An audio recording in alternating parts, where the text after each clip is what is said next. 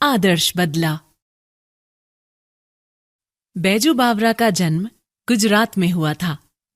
बचपन में ही वे अपने साधु पिता के साथ आगरा आकर रहने लगे। अकबर के दरबारी गायक तानसेन ने अभिमान स्वरूप आगरा की सीमा में गायकों के प्रवेश पर रोक लगा दी थी। बैजू बावरा ने तानसेन को गान युद्ध में परास्त करके उसका अभिमान तोड़ा और आगरा में गायकों के प्रवेश पर लगी रोक को समाप्त करवा दिया। बाद में बैजू बावरा ग्वालियर के राजा मान सिंह तोमर के दरबारी गायक बने। उन्होंने ब्रज भाषा में ध्रुपदों की रचना की और मंगल गुजरी तथा गुजरी तोड़ी जैसे नए रागों का निर्माण किया। वे भारत के एक महान गायक थे। इस पाठ में तानसेन के साथ हुए उनके गान युद्ध की घटना को प्रस्तुत किया गया है। सच्चा प्रयास कभी निष्फल नहीं होता। विल्सन। सवेरे का समय था। 12 घंटों के लगातार संग्राम के बाद प्रकाश ने अंधकार पर विजय प्राप्त की थी। इस आनंद में बाग के फूल झूम रहे थे और पक्षीगण मधुर संगीत में मस्त थे। वृक्षों की शाखाएं सुगंधित पवन में खेल रही थी और पत्ते हर्ष से तालियां बजा रहे थे। प्रकाश का राज्य था और सर्वत्र आनंद की वर्षा हो रही थी। इतने में साधुओं की एक मंडली नगर के अंदर पधारी। ये स्वतंत्र प्रकृति ईश्वर के भक्त थे और हरि भजन में तल्लीन होकर संसार का परित्याग कर चुके थे। जो संसार का त्याग कर चुके थे उनको सुरताल की क्या परवाह थी। कोई ऊपर चढ़ाता था, कोई मुंह से गुनगुनाता था। ये अपने राग में मगन थे कि सिपाहियों ने आकर घेरा डाल दिया और हथकड़ियां पहनाकर उन्हें अकबर के दरबार में ले चले। अकबर मुगल बादशाह था। उसके प्रसिद्ध गवैये तानसेन ने यह शर्त रखी थी कि जो मनुष्य गान विद्या में मेरी बराबरी न कर सके वह आगरे की सीमा के अंदर न गाए, और यदि उसने ऐसा किया तो वह मृत्युदंड का पात्र समझा जाएगा। बेचारे वनवासी साधुओं को पता न था, परंतु अज्ञानता भी एक अपराध है। अभियुक्त दरबार में पेश किए गए। तानसेन ने गान विद्या के कुछ प्रश्न किए। साधु उत्तर में मुंह ताकने लगे। अकबर के होंठ हिले और सब के सब साधु तानसेन की दया पर छोड़ दिए गए। उसमें दया का भाव कम था। मृत्युदंड की आज्ञा हुई। केवल एक 10 वर्ष का बालक छोड़ दिया गया। अबोध बालक है, इसका दोष नहीं। बालक रोता हुआ आगरे के बाजारों से निकला और सर पीटता हुआ जंगल में जाकर अपनी कुटिया में लेटकर तड़पने लगा। बाबा, तू कहां है? अब कौन मुझे प्यार करेगा और कौन मुझे भक्ति का मार्ग बताएगा? मेरे बाबा को छीन लिया और मुझे इस अथाह संसार में अनाथ बनाकर छोड़ दिया। अब मेरा कौन पालन पोषण करेगा और घोर संकटों से रक्षा करेगा? इन्हीं विचारों में डूबा हुआ बालक देर तक रोता रहा। इतने में खड़ाऊ पहने हुए, हाथ में माला लिए हुए, राम राम जपते बाबा शंकरानंद कुटिया के अंदर आए और कहने लगे, बैजू बेटा, अशांत मत हो। बैजू घबरा कर उठा और महात्मा के चरणों से लिपट गया। बिलख बिलख कर रोते हुए बैजू ने कहा, महाराज, मेरे साथ अनर्थ हुआ है।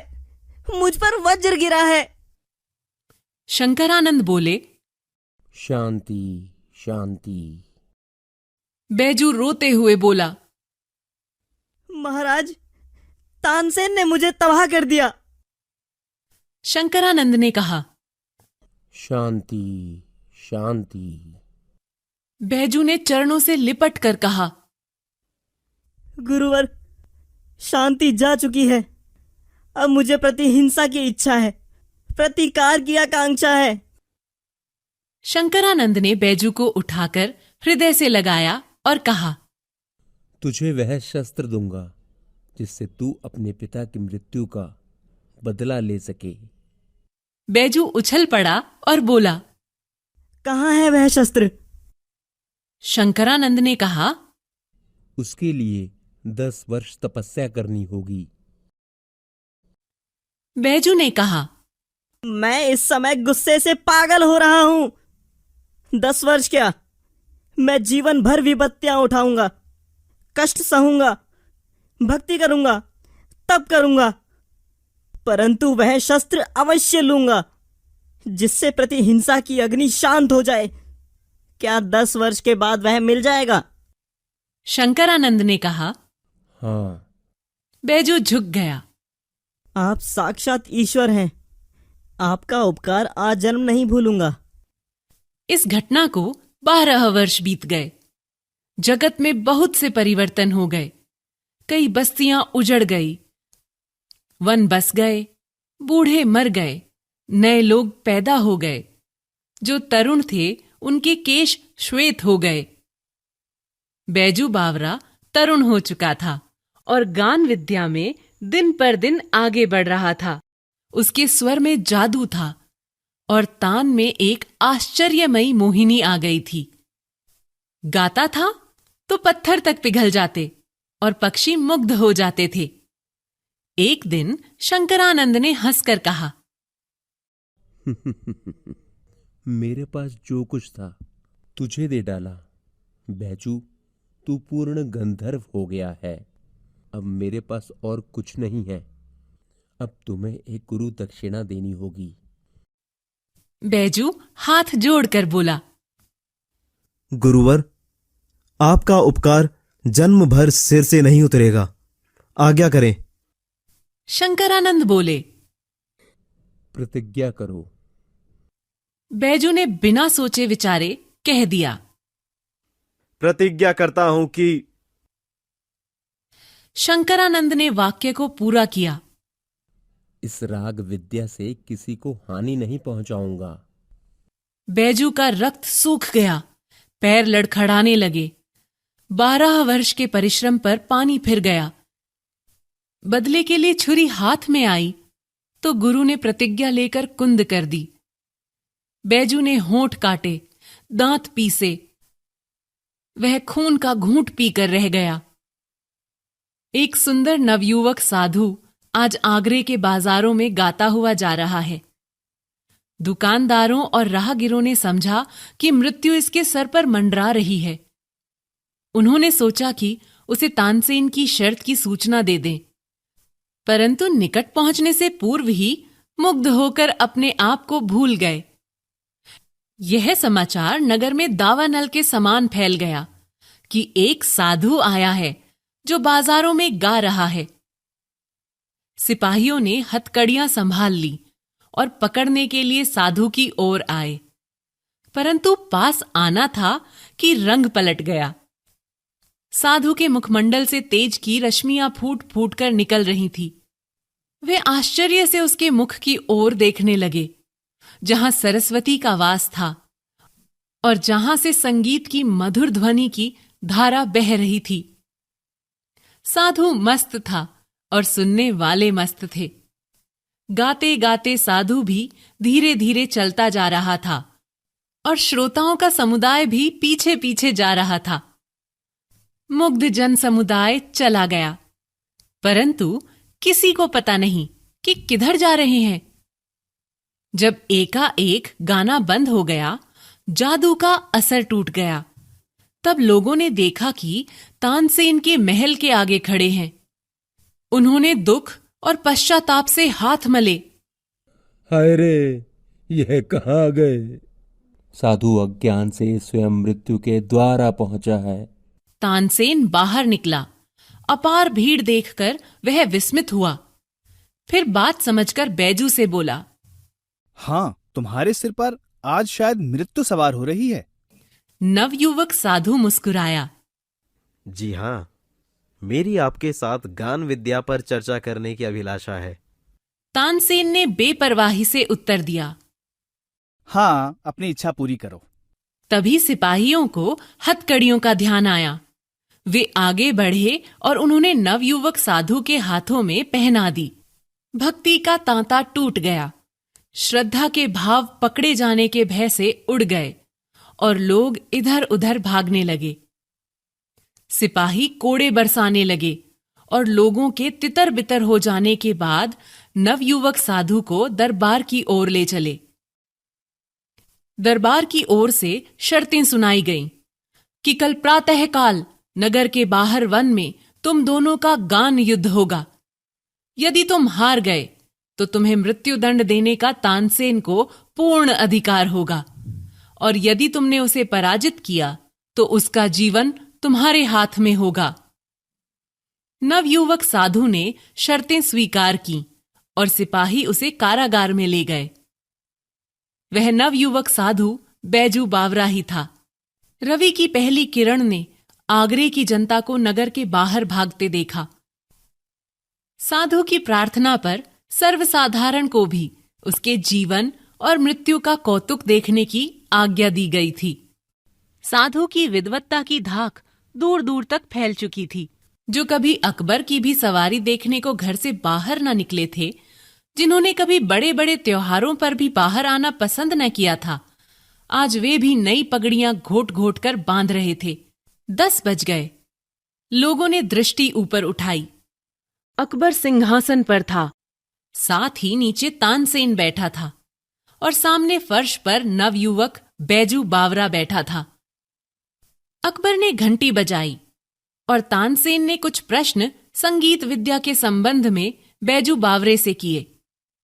बैजू ने उचित उत्तर दिए और लोगों ने हर्ष से तालियां बजाईं। मुख से जय हो बलिहारी की ध्वनियां निकलने लगी।